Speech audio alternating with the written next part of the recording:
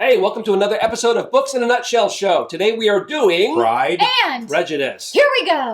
Books in a Nutshell Show. Books in a Nutshell Show. Books in a Nutshell Show.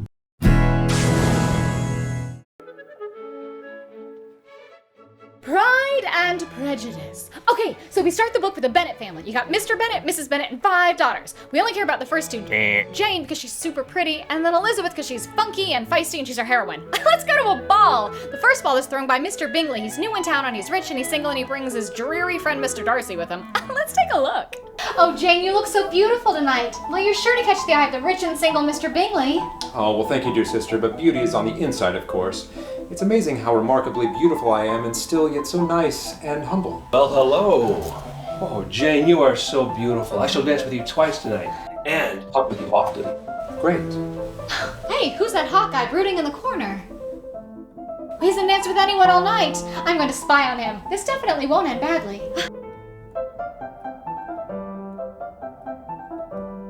Oh my gosh, did you see that ugly Elizabeth? I mean, she is tolerable, but she's not handsome enough to tempt me. Now let's get to know the Bennet sisters' fat, ugly, boring preacher cousin, Mr. Collins. Boy, is he awful. So Mr. Collins wants to marry Jane because she's so hot, but she's basically engaged to Bingley, so he has to go for Elizabeth, which he's not super jazzed about, but it's better than going to bed with a pillow that wears a wig, so he's game. Now let's meet a new character, Mr. Wickham. He's a soldier. Let's find out more. Hey, girl, I'm an upstanding guy and a soldier. Did you hear that? That's the sound of 4,000 girls' panties dropping. I'm an awesome guy and not at all a douche.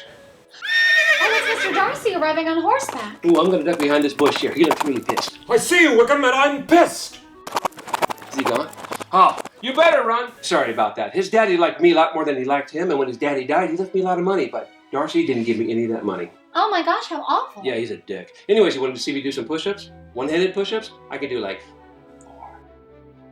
Time for another ball! Mr. Bingley invites everyone to the shindig, and Elizabeth cannot wait to dance with Wickham, except he doesn't even show up. And the next day, Mr. Collins proposes to Elizabeth, and she's not having any of that, thank you very much. And he's all like, well, don't you have like a neighbor next door who's basically old and a spinster and dead? She's like, yeah, Charlotte, she's 27, marry it. She does not want to be eaten by cats, so she'll say yes. Meanwhile, Jane gets a letter that the Bingleys have moved to London, and they're never coming back ever, so she should just forget about marrying Mr. Bingley and move on. Then Elizabeth goes to the countryside because nature is awesome, and while she's there, she discovers that it was Darcy who told Bingley not to marry her sister Jane. No. So of course she blames him for her sister's unhappiness. And then all of a sudden this happens!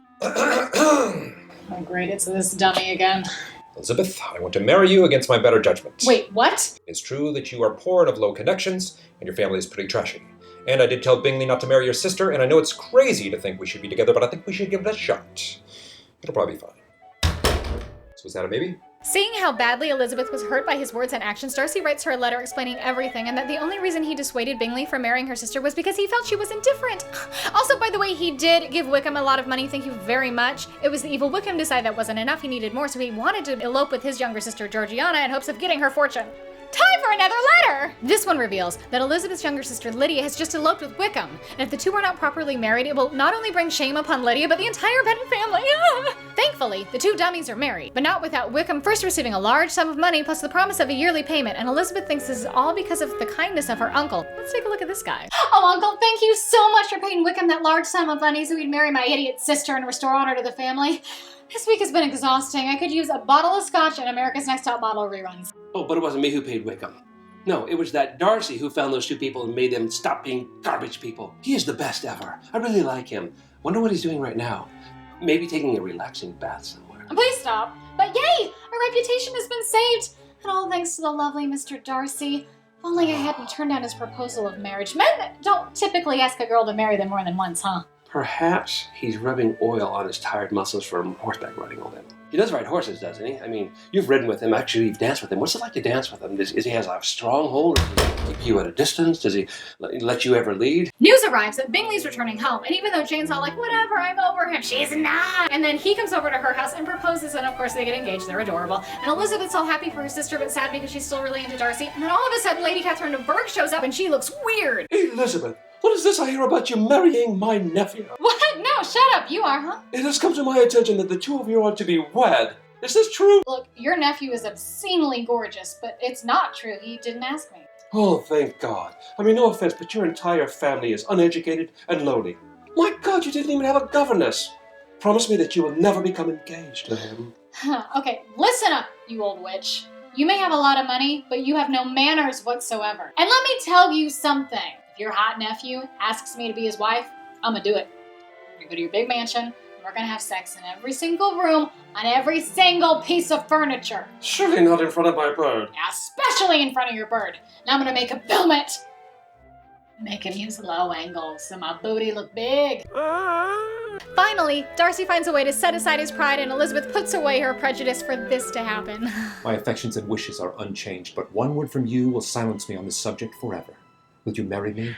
Well, my feelings have definitely changed. I mean, before I thought you were this arrogant, pompous, slightly bloated, Liz, overbearing, manipulative. changing my mind here. What I mean to say is, yes, I love you and I will marry you. Oh, Elizabeth, let me just say it. What just happened? In the BBC version, Colin Firth plays Mr. Darcy and he's wet in one scene for some reason. I want to say he's coming out of a lake. Anyway, it's really hot! And I just wanted to make our story go full circle. Yeah, I think we're done here. Yeah, that's probably good. Welcome back. I give the book a D-. Why? Because this is a total ripoff of the 1974 movie, Seven Brides for Seven Brothers. Anyways. It's not possible. Favorite character? Wickham. Of course. Because it's a guy trying to make it in the world, and I respect that. No! You didn't understand any of the book. Pretty much. Go ahead. Okay, well, obviously I'm going to give it an A+. My favorite character is Elizabeth. Because she's witty, she's sharp, she's got gumption, she's complex, she's honest and real, and, I mean, she likes to read a lot. I would give this book a B+. Okay. But I would have given it an A had there been one more ball. I was just one ball short. But my favorite character, I couldn't pick one because I like them all. I would say Jane Austen because she was part of every character because she wrote them. All of them. Yeah. Please comment below, give us your suggestions. Let us know what book you want us to put in a nutshell on our show next. Does that make Let us sense? know.